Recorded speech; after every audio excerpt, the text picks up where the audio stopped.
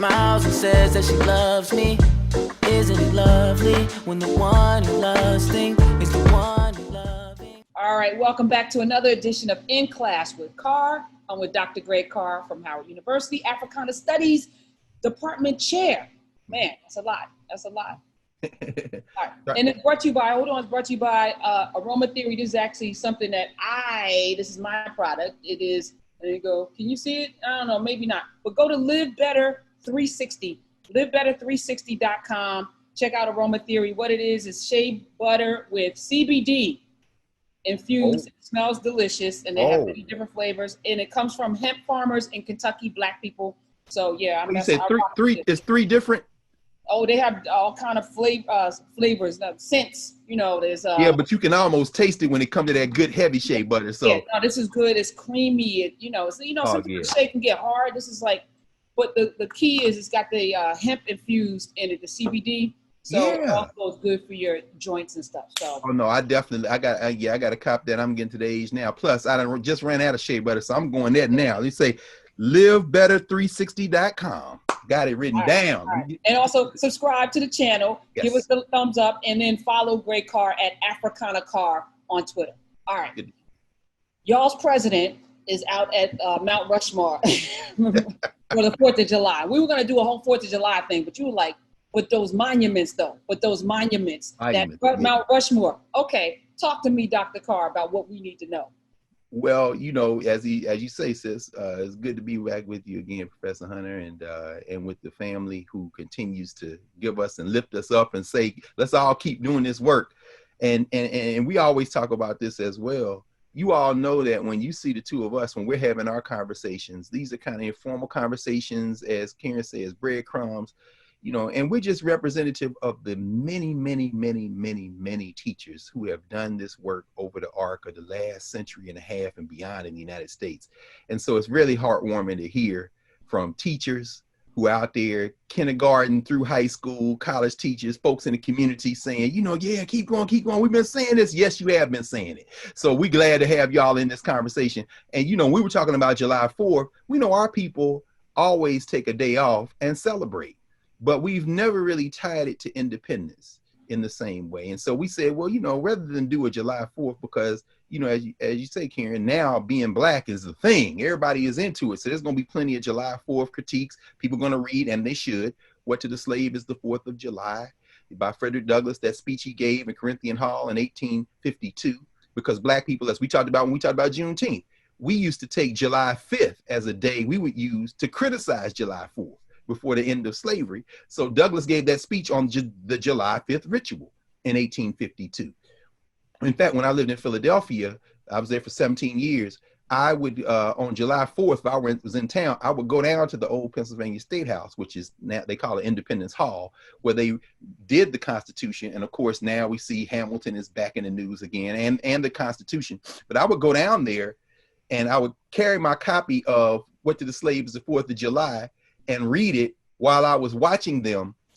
Every July 4th. Wait, talk about Dr. Carr. You have a physical copy of it, which I'm sure. Of course, sure. And that's easy enough, yeah. So what did it look? You had a book, and you would. Oh yeah, I would carry my book. Yeah, and it just started orating in the middle. Oh no! I wouldn't go out and start no beef because everybody going to jail at that point. right. Okay. No. But I would reread it.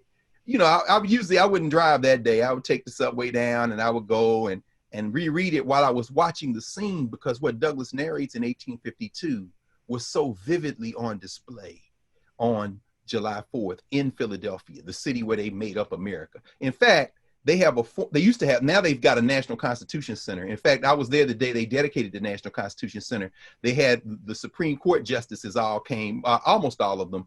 And they had one of them, I think it was Sandra Day O'Connor at the time, who was off the bench, I think, at the time. But she pulled the curtain to unveil the Constitution Center, which sits across from Independence Hall. But they had a huge wooden frame framing the stage, this massive building. And the curtain was attached to the stage. And she yanked it once, she yanked it again, and then you saw the thing look like it was getting ready. And everybody was like, whoa. But then the curtain came. I was like, wow, I'm about to see the death of about a half dozen Supreme Court justices. But anyway, but before the Constitution Center, they used to do this over in front of Independence Hall. And if you got there early enough, if you were from Philly, you might know this. You went around the back and they would actually have the Liberty Bell. They would bring it down. Now they have a whole pavilion for the Liberty Bell. Shout out to the black folks. These are black folks in Philadelphia who protested for years. We used to go down there. They had red, black, and green flags. We would be down there protesting because Philadelphia is also a home of the first White House, the so-called President's House. That's where George Washington was. That's also where he had enslaved on a judge for a time, Hercules, one of his cooks, and these cats ran away. In fact, what's the young sister who was at Delaware? She's not at the University of Delaware anymore. She wrote a book called Never Caught, where she talks about On a Judge. Now, this isn't the first book on a Judge, but it's a book that continues in that, I'll think of her name, Erica Dunbar, Professor Erica Dunbar, good sister. Book came out maybe last year, a year before last. And she told again the story of On a Judge. And this is how it used to work. See, Washington and them were in Pennsylvania. By then, Penn's experiment, Pennsylvania, was engaged in abolitionism. And so, but the thing was, in the enslaved state of Virginia, where, you know, Washington had Mount Vernon, right, you could, if you had enslaved Africans who stayed out of the slave state for X number of days or months, if they went past the deadline, you had to do something about it. You might have to free them. So what Washington would do is the enslaved Africans, he would have him with him in Philly at the president's house. He would keep them until the week that they were up on the deadline and then send them back to Virginia to make sure that you could keep the enslavement cycle going. They stay there for a week or so, and then he bring them back and the clock start again. Well, on a judge, Dred Scott, didn't he? Well, it's the same principle. Absolutely. This would have been the 18th century, 1780s, 1790s, but that's exactly right. 60 years later, you see with Dred and Harriet Scott and their two girls eventually, the whole idea was they were in the upper Mississippi territory in what is now Louisiana, not Louisiana, what am I saying?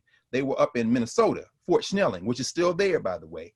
In fact, well, anyway, the whole idea is that they were in so-called free territory. Then they come back into Missouri, and the idea is, no, I was gone too long, and I should be free. And of course, the case made it to the Supreme Court, at which point Roger Taney, the Chief Justice of the Supreme Court, said, no, there's nowhere in this country where you are free if we decide you're not free. I mean, for varying legal reasons, but this was after the Fugitive Slave Act of 1850, which is a whole nother story. But, you know. But I just wanted to underscore that, because I just think it's so powerful that a person in bondage, and I keep getting this because I'm having a patent conversation with a patent lawyer about all of the patents that Black people, you know, invented in the 1800s while they were in bondage. But, you know, that they knew the law, that Dred Scott knew the law as a person in bondage. Oh, yeah. That you know, on a judge, that they knew the law. You know, it's interesting. Like, how do you get that knowledge when you're stripped of it, when it's illegal to read, you know, and yet we still found a way to know what we needed to know? Well, you know, actually now, Karen, you know what? We should, as old folks in the South, you say, we should tarry on that question for a minute, because the answer stares us in the face. But because the history, we don't get a chance to, we don't take the opportunity to really sit and think with it, it doesn't hit us. And then when it hits us, it's like, oh, every one of those people who were in Philadelphia in the summer of 1786 and 87, who were there in 1776, who are writing these ideas, Hamilton, Jefferson, James Madison, they're all debating who's serving them their food. Who's with them at night? When Jefferson goes back to draft the Constitution, who's in the building with him? Are the enslaved Africans? One of the ways we knew the law was we were brilliant and we listened. So if you can imagine in Philadelphia, Richard Allen, Sarah Allen, all them cats there, this thing is going down and they are literally in the rooms. But as Sam Greenlee wrote in The Spook Who Sat by the Door in the novel, and they made the movie, a Black man, a Black woman with a mop and a bucket can go anywhere and you're invisible. They're literally in the rooms. So I can't you imagine? There's another movie for your movie making army, Karen.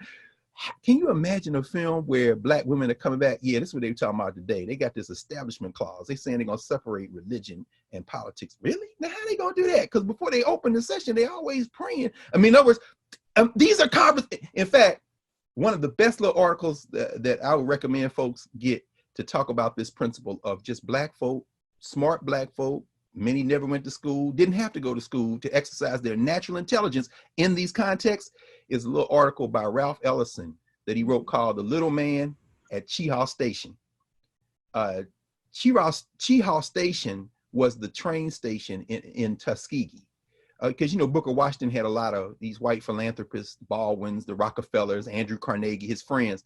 And so they had to build a special little railroad spur out from the main line to go to Tuskegee, in part so his rich friends could come out there and see all this good work and write him these checks that Booker T. Washington was able to get. Well, there was a little train station that they put there in Tuskegee. And Ralph Ellison went to Tuskegee as an undergrad, and he was going to be a musician. And he had a brilliant music teacher. Her name escapes me, and I'm ashamed to say that because she was a landmark music teacher. And he used to practice. And so she would say, a trumpet player, she would say to him, you play as if you're playing for that little black man that sits in Chehaw Station. And he was like, I didn't know what she meant. She meant you practice as if you're practicing for the best musicians, even if there's nobody around. And even if you don't even know who that little man is, that man might be a musical genius. But you don't ever slack off in your practice because you think that, the people who count aren't listening. And he used that little story to then write a whole essay about it's the people who are around that you never think about who know the most about it. He told a little story about, he said, I was at the New York Metropolitan Opera, and I heard these men debating over who was the best alto, who had the language the best in terms of the German and how they pronounced. And when I saw them, I realized it was the guys who moved the scenery at the New York Metropolitan Opera. Why? They had heard all these operas countless times over and over, and they knew more about the nuance than the critics who were writing in the newspaper. I mean, so on the judge and them, Hercules and them, of course they knew the rules, because the rules, number one, had an impact on their lives. And number two, they were sitting there literally around these people who are making this enterprise up. So when judging them, she gets away. I'm not going back to Virginia. So she makes a move. Hercules and them, they make a move. George Washington is furious. He's writing because they find out she's in New England. He's writing letters up there, make her come back. She writes back to him and says, yeah, I'll come back on this condition. Free me, free my children. He's like, you're crazy. Well, I'm not coming back then. I mean, this correspondence is going back. But the reason I bring all that up is because on the judge, Hercules, all those Africans that George Washington had enslaved were at the president's house right there across the street from Independence Hall. And when they decided they were going to restore some monument to the president's house, Black people, we all went down there, created something called Avenging the Ancestors Coalition. My man, Mike Cord, who's a lawyer in Philadelphia, and a bunch of other Black folk all got together, and we protested until eventually the National Park Service and them had to concede. So when you go to Philly now, you got Independence Hall. Across the little street, you have where the Liberty Bell is. That Liberty Bell has a pavilion now, and then they have the footprint of the president's house. But before you get into the footprint, there's this whole tribute to the enslaved Africans who resisted, with their pictures, with their stories, with what life was like for Africans in Philadelphia at the beginning of the founding of the Republic, so to speak. And it's all due to Black people who said, no, you're going to tell our ancestors' story because we weren't down with what went on. The reason I bring all that up is because on July 4th, what I used to see around the back of Independence Hall now takes place in that little pavilion where the Liberty Bell is. Before they start the ceremony, they would bring out children. I'm talking about children, 5, 6, 13-year-olds, 16-year-olds, 10-year-olds. And they would have, their summer clothes on. And then you would see a couple with white gloves on. And then they would announce, now, if you didn't know this was going to happen, this might happen like an hour before the big ceremony with the mayor and everybody else on the other side. But I would go around there and you would see this little group, maybe 100, 150 people. And then this little group would come out and they would say, these are the descendants of the signer of the Declaration of Independence. These are children. These are little white children. I'm saying, I'm looking at them like, what? Okay, you're a 6-year-old. What you know about John Hancock? What you know about, what? No, Oh yeah. Oh, those records. Oh yeah. No, I am a descendant. And then they would give one of them a mallet, little soft mallet, like you put on a timpani drum with a, furry head mallet, and very lightly with those white gloves on, boom, they hit the Liberty Bell. I saw that with my own eyes. So I'm saying, for all y'all think this is like, oh, that was a long time ago, founding fathers. Yeah, a man ain't never gave birth to a child. So even the idea of a founding father is, this idea, this patriarchy. A word just now. You know what I'm saying? You think about it, and this comes down through time and space. So anyway, then they would start the ceremony. So I would bring my Douglas and I would read it to myself while I'm watching this, because the only Black people who would be there on July 4th when they read the Declaration of Independence, which includes the language that they accused George III of stirring up insurrections among them, the insurrections they accused him. So of course, when we read the Declaration of Independence, you hear they always read the Declaration of Independence at these ceremonies. So one of the things that the colonists accused George III of doing was stirring up domestic dissent and rebellion against the colonists. But the people they were referring to in the colonies that they accused the British of stirring resentment up and rebellion up among were the Native Americans and the Black people. So, because in other words, Gerald Horne writes about all this in his book, the Counter-Revolution of 1776. Because basically what Gerald says is that if you go back to Somerset's case, which is the early 1770s in England, Somerset's case, in a sentence, a Black man in England said, you can't enslave me because there's no positive law. There's no rule on the book in England that says I should be enslaved. The courts agree. They said, it's not that you can't enslave Black people in England, but you have to write a law to enslave them. And since there is no law, it's not in natural law that you can just have slavery. Well, Gerald, who is also a lawyer and a PhD, Gerald, who's written, in fact, there's one shelf back here that's nothing but Gerald Horne books. It's about maybe, what? Well, I only put 24 of them right there. He's written close to 40. So, but one of those books is in fact, if I could get it in 10 seconds. Oh yeah, I'll show it to you. This man always got it at here it is. The Counter-Revolution. What is it about you? Now, this is the book you want to get. Okay. Gerald Horne is not a joke. He says Slave Resistance and the Origins of the United States of America. Gerald's thesis is, and you kind of get a gloss of this in the 1619 project, but it, like everything else you do in white institutions, you don't want to put the pedal to the metal all the way. Gerald puts it all the way down. Horne says, no, after Somerset's case especially, the British are considering, how do we perhaps bring these Black people in differently? Because remember, the Native Americans are a different story. They're sovereign nations, which actually ties to where we are now, because the Lagala Sioux were like the Lakota. Sioux is not even a name. It's kind of a slur they would use. The Lakota people, they said, Trump, you're not welcome here. These Black Hills belong to us. Y'all broke these treaties years ago. This ain't even your land. But they're sovereign nations. So that was a different kind of thing. But the British are like, these Africans who we enslaved, we could actually make them subjects of the crown, perhaps. And if we arm them, we could put down these insurrections among these white boys. So Horne's thing is, part of the reason they had to have a revolution, it wasn't really a revolution, it was a counter-revolution. Why? Because we got to get away from these British. So even if you read the Declaration of Independence, July 4, 1776, it says among there, one of the things they accused George III of, hey man, you stirring up problems with us among these people we got over here enslaved. And so to hear it every July 4th read there at Independence Hall, and to hear everybody cheering, including the 8 Negroes who are down there who don't really realize what they just heard, I'm like, I'm reading Frederick Douglass, looking at the stage. And, Philadelphia has had Black mayors. So John Street was mayor, Michael Nutter was mayor, but more often than not, it was white mayors. Ed Rendell, Jim Kenney is there now. So Douglass would always say, they that carried us off captive required of us a song. And I would read What Did the Slaves for July to myself, look at that stage, and if it wasn't a Black elected official, it was the only other Black people on that stage were the Black choir. And all those people there, I'm Black, I can look over and see maybe a couple of people from the National Park Service, maybe Philly policemen, and maybe 3 other Black people in this crowd of hundreds of people. And when they dedicated the Constitution Center, thousands. And I'm saying, it ain't no Black people out here. Douglass would be like, yeah, this is the day that reminds you, you're not part of how they think of themselves. And if we looked at South Dakota on Friday night, You couldn't see any black people, which is kind of a blessing because ain't nobody had no mask on. The bands, the Air Force band, the little army, the reserve band they had. Mary Hart. You see that? Oh my God, Mary Hart, they done dug up. Now, I didn't know she was from South Dakota. She was so pleased to be there talking about fishing and all this stuff. And you standing there in the shadow of the Black Hills.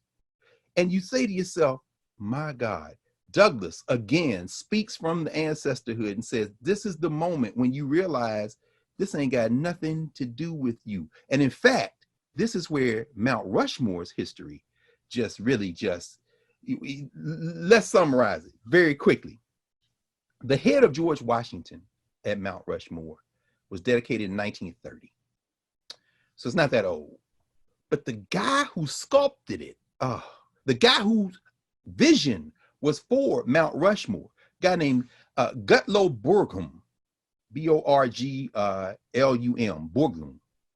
This guy, when I tell you Mount Rushmore was designed to be a tribute to imperialism, settler colonialism, and taking the whole continent from the Native Americans. That was what was literally in his mind. In fact, there's a great book called Great White Fathers, John Taliaferro. He wrote the history. Taliaferro wrote the history of Mount Rushmore and Great White Fathers. And he says, you know, when they started this project during the Great Depression. The Depression hit shortly thereafter. And so the idea was it gave people inspiration. People contributed money. People put all their little resources in. Why? Because this is going to inspire us.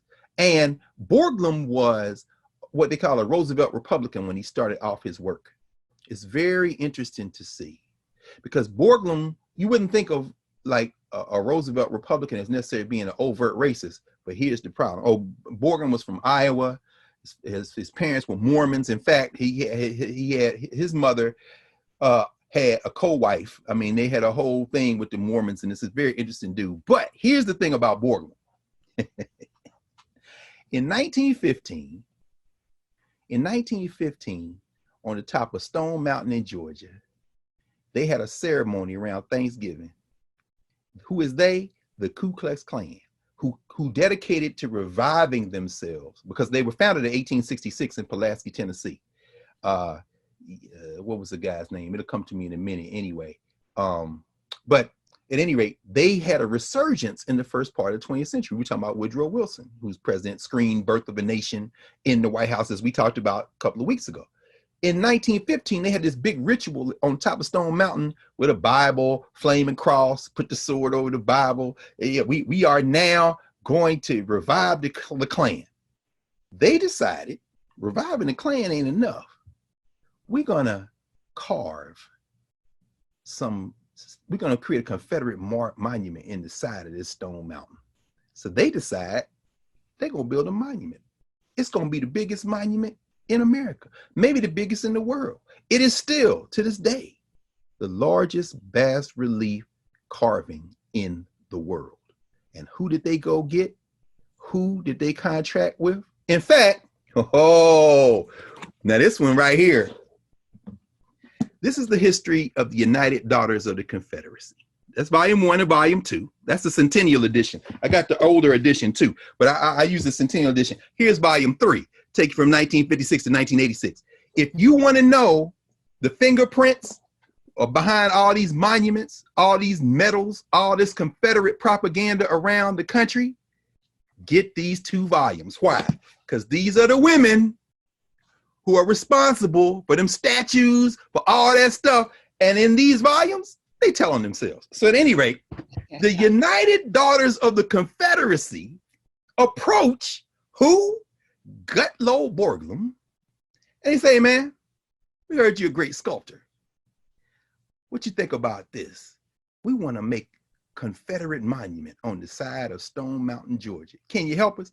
Borglum sketches out a vision of Robert E. Lee, Stonewall Jackson, Jefferson Davis, several other major Confederate leaders and generals leading full on horses, leading thousands of other Confederates across Stone Mountain in this parade of history that they then put on the side of the mountain.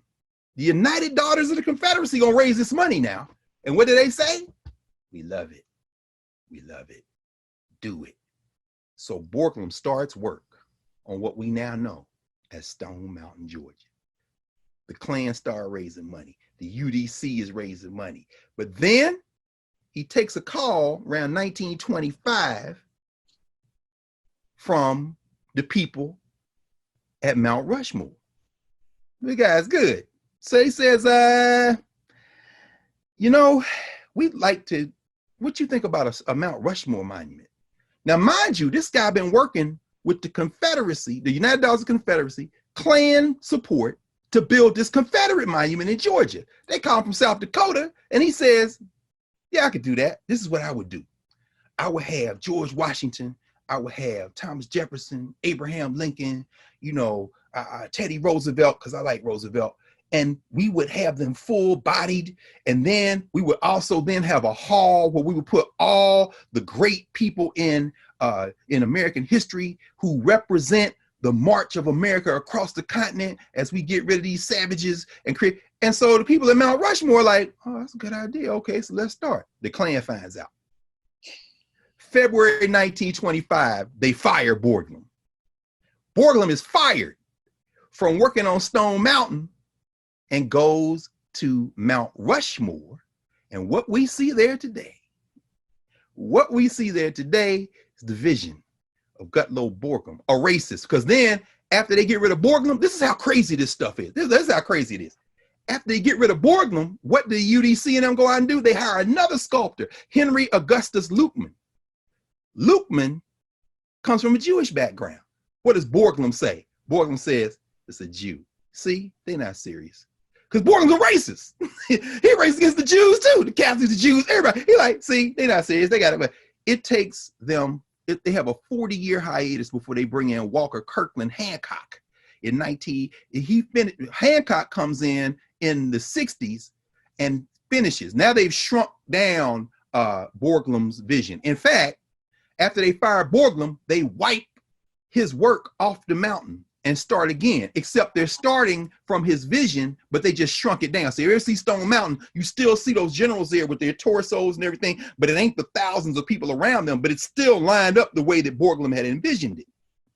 In fact, look at Stone Mountain, look at Mount Rushmore, you can get a sense of that same March of History ethos. So what they do is they wipe it, they start again, they still got his vision, but when Hancock comes in, Hancock, boy, I tell you, American history, see, this is the thing. People talk about getting rid of the Confederate flags, and they say, oh, Mississippi got rid of this is the last one, the Confederate flag. See, no. Have you ever seen the flag of Alabama? The flag of Alabama is white with the stars and bars in red. Why y'all acting like you can't see? Do you understand? The flag of my home state, Tennessee, that's a flag that's red with three white stars in the middle of a blue field. They took the Confederate flag and adapted the colors and shapes to all their flags. The only one that don't riff on that really is, ironically, the first state to secede from the Union, South Carolina. Theirs is blue with a palmetto and a crescent moon. But them other flags, them red, white, and blue flags, yeah, like the American flag, which is why when you look at Mount Rushmore, understand that the underlying cultural ethos of Mount Rushmore is the same ethos as Stone Mountain, Georgia, the Confederate monument, because they both are grounded in the idea that the white race is superior. That's why Tagliaferro named his book Great White Fathers. So when we talk about that, and so what happens is they give it over to Hancock. This is Stone Mountain now. He's in the 60s. Hancock was one of, remember that movie with George Clooney and John Goodman when they went over in World War II to get the treasures from the Nazis, Monuments Men. Glorious Bastard? No, Inglourious Basterds was one too. That's where Quentin Tarantino, who loves rewriting history, right, as if that stuff was real. Yeah, no, Brad Pitt was in that one, but this is the one with John Goodman. Yeah, it's called Monuments Men. Yes. Monuments Men. Remember that? And they're heroes because they're going to save the the treasures that the Nazis stole from the Jews and everybody else in Europe. And so they're over there. The Americans send them over there to document all the stuff that's been stolen.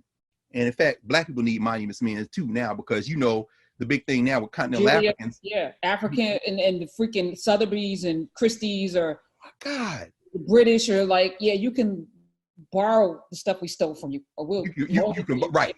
Once you create a museum that meets our standards, right? That's some. I mean, come on. In fact, the brother Chike, the art historian, I was reading some in the New York Times last week. On my show a couple of weeks ago. Oh, you had him? I gotta go back and find it. Yeah. I'm gonna post that video. Yeah. Please do. And y'all watch that, please, because he was hot and righteously so in the paper. How y'all gonna tell me that, you know, because they just sold this thing, the French dude, right? They say you stole this during the Biafran War. I'm Nigerian. Let me tell you, that's what they call the Brothers' War in Nigeria. That rips the heart of Nigerians to this day. And y'all done looted a piece of art that's sacred to Igbo people, and it's sitting up here in France. And then you put it on auction after we told y'all where it came from. Y'all talking about, well, we have no evidence that it was looted. Y'all criminals. That's exactly right. So this dude Hancock was one of the monuments men, so-called monuments men that everybody praises, who went and tallied these looted treasures in Europe. He's also the guy that finished Stone Mountain, Georgia, the Confederate monument, known as the Confederate Monument. But here's the thing that, let me see, is this the one? Yeah, this is 56 to 86. So he's there, May 9th, 1970, when they dedicate Stone Mountain, Georgia, with Vice President of the United States Spiro T. Agnew as principal speaker. A Stone Mountain commemorative stamp was issued by the United States Post Office. These are Confederates. These are traitors to the United States. So Walker Hancock got the job done. And I should read one other thing, Karen. You appreciate this in New York, New Jersey, especially. Remember I said they fired Borglum, who then went on to build now, of course, Mount Rushmore. But when they fired him, they had a lull of 4 decades trying to get the money up to finish Stone Mountain. Watch this. This is page 246, volume 2 of the United Daughters of the Confederacy's history. This chapter seems to be the proper place to which to record the astounding story of one of the most unique gifts in the history of the United Daughters of the Confederacy. 9,000 Stone Mountain Memorial half dollars. And this is what happens. The President General of the United Daughters of the Confederacy in 1955 opens her door at her house, and the courier delivers 5 bags of silver coins. Where did these bags come from? The mint. Well, they're memorial dollars, Stone Mountain Memorial half dollars. They're legitimate currency that were printed to raise money for Stone Mountain, but somebody had them for 40 years. Oh, where you had them, Karen? The gift was from Mr. Bernard Baruch of New York. Ever heard of Baruch? Baruch College. Baruch College is who's named for this guy right here. Mr. Bernard Baruch of New York, financier, big money dude, the guy for whom Baruch College is named, in memory of his mother, who in her lifetime was an honored member of the United Daughters of the Confederacy. God. Bernard Baruch is from South Carolina. Jewish family, South Carolina, racist. Let me send y'all these because in the years since they were printed, they worth a whole lot more. And I'm trying to get y'all some money to help raise money for this headquarters y'all trying to build in Richmond, Virginia. And y'all use some of that money for Stone Mountain, Georgia. At some point, we're going to have to talk about the history of the sellout. You know, come on. I mean, from Nazi Germany, you know, Hitler funded some of that money from Jewish people to, you know, we were talking off mic, on mic, Van Jones, these other people, you know, Candace Owens, all these other people. But there's a deep history of people selling out their own people. And to be a Jewish racist, to fund a Confederacy situation and to be in New York, I mean, we're gonna pause right here. Well, I should say one thing though, finishing up. Borglum died in 1941. This is after they dedicated the George Washington head. They got the George Washington head done by 1930. He doesn't finish. They eventually complete Stone Mountain in 1970. Now, mind you, this is where we're going to end. Wait, pause. Stone Mountain or Mount Rushmore? I'm sorry. Stone Mountain was finished in 1970. Mount Rushmore, after he dies, they quickly then pause his huge vision. So by the 1940s, you got what it's going to look like. Okay. But here's the problem. Well, not the problem. last night when they were showing Air Force One, you could see Mount Rushmore. You see all the pictures of Mount Rushmore, all the bas relief pictures. What you don't see is a sculpture that was started nearby by one of the men who worked on Mount Rushmore when Borglum was there. This dude's name is Korzak Zilakowski. Korzak Zilakowski, immigrant from Europe, is on that mountain. And when they're working on Mount Rushmore, guess who's watching? The people you stole the land from, the people who you had a treaty for, said it's y'all land till they found gold in the Black Hills. Then y'all bogarted them, the Lagala Sioux, the Lakota, the Ogala Lakota.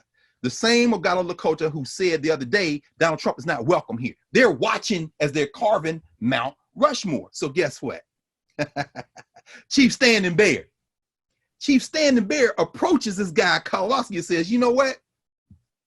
We want you to work on a monument for us. Yeah, what?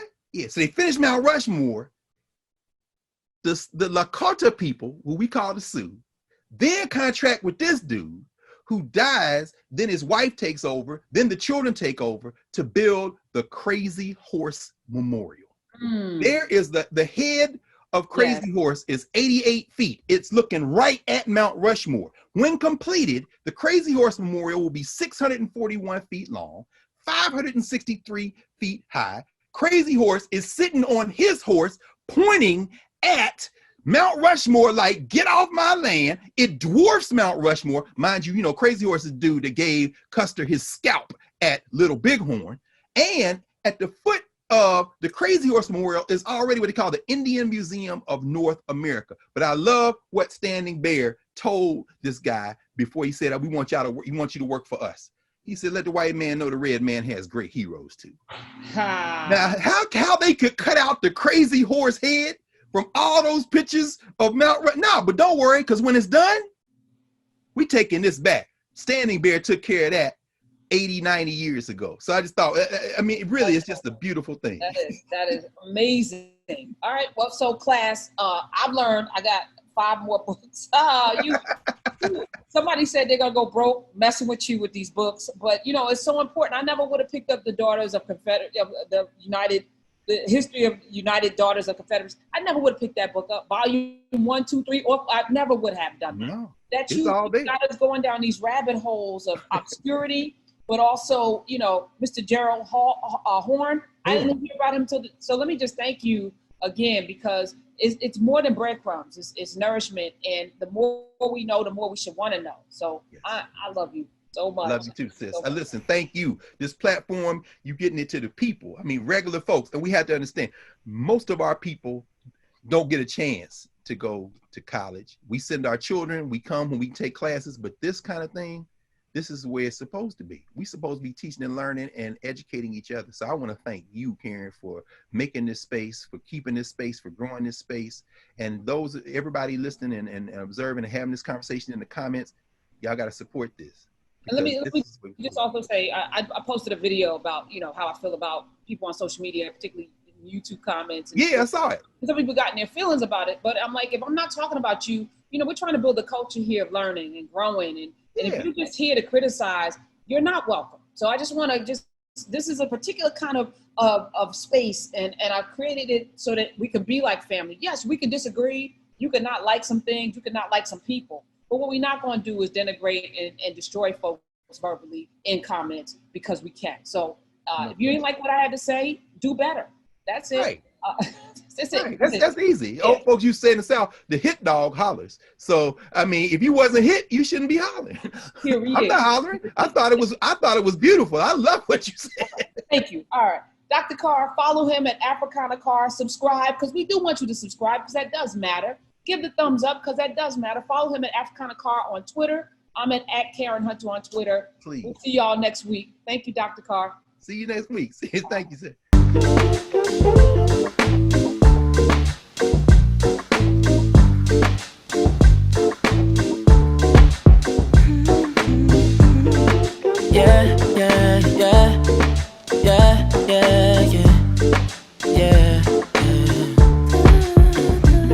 I run my fingers through her hair as she smiles and says that she loves me. Isn't it lovely when the one you love is the one